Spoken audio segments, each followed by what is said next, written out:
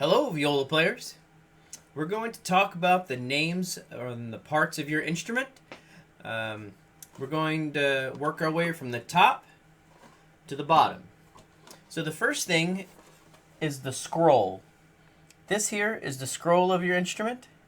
A long time ago, paper wasn't in binders and notebooks. It was rolled. So that's what this looks like. It looks like a scroll of paper.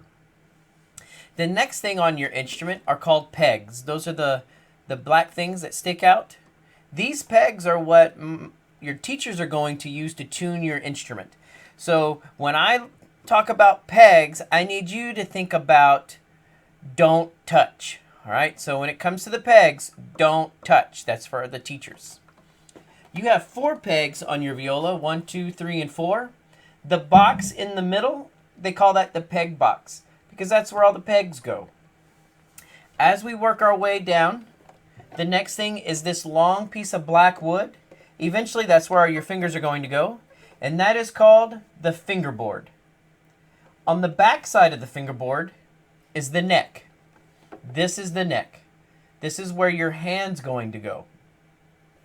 So from the top, we have a scroll, peg, the fingerboard is on top, and the neck is on the bottom.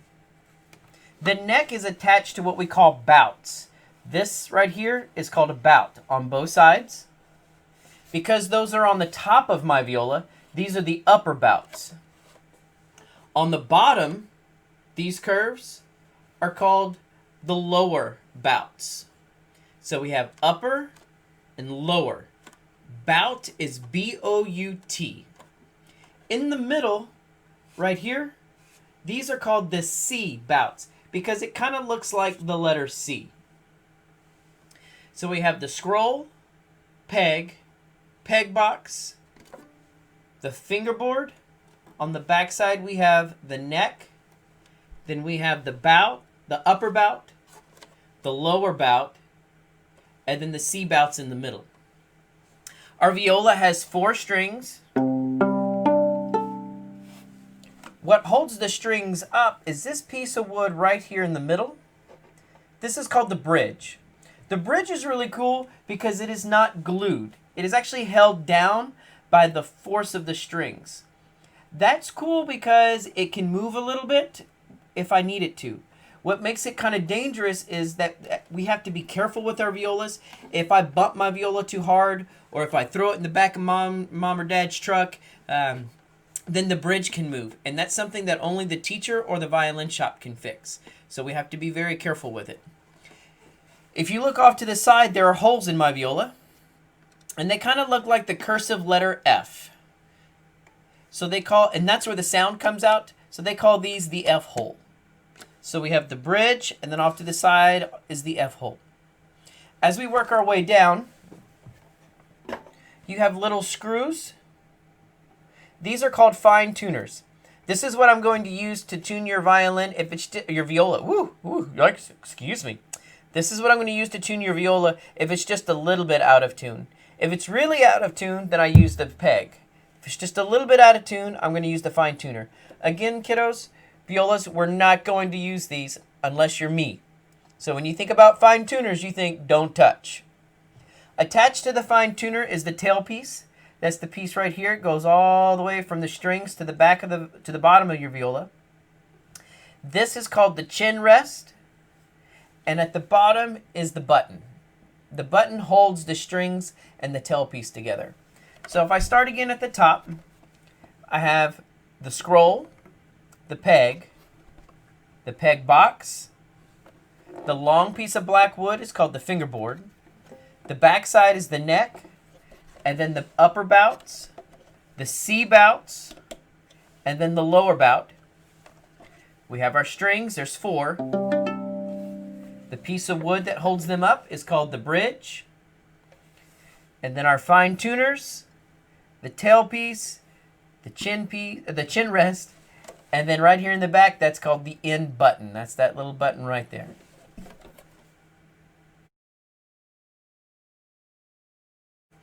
All right, let's talk about the parts of your bow. The pointy end is called the tip. And if you look really carefully, you can see it's got like a point on it.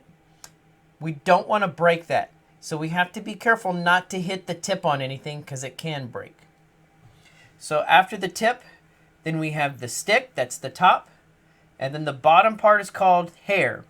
Now the hair comes from a special horse. And if we get our oils from our hands onto the hair, then that can mess up the horsehair. So we make sure that we never touch the hair. Tip, stick, and then the hair. After that, your bow might have a silver piece. If it doesn't, that's fine. If it does, that's good too. This is called the winding. And then we have another piece that's either called the grip or the pad. Everybody should have one of those. As we work our way to the very end, we have a screw. And this screw turns left and right. It tightens our bow. We'll talk about that in a minute. Underneath is the frog. This entire piece here is called the frog. I don't know why. It's just called the frog. And then where the hair touches the bow, there's a silver piece. It's kind of hard to tell. Trying to move it. Yeah, you can't see it. But this silver piece right here is called the ferrule. So we have the tip, which is fragile. And then we have the stick, the hair, winding, the pad, the screw, the frog, and then this piece here is called the ferrule. When it comes time to tighten our bows, you're going to hold your bow in front of you. You have to tighten your bow every time before you play. And when you're done playing, you have to loosen your bow every time for the rest of your lives. So you hold the bow in front of you, and you turn it clockwise, or you're going to turn it to the right. Maybe 3 times. And there you see my bow is tight enough to play with. The bow dips down towards the floor and then it comes back up. This is what we need our bows to look like. If I tighten it too much, then you can see that the stick is straight. And that's not good. That could break the hair. If my bow is too loose,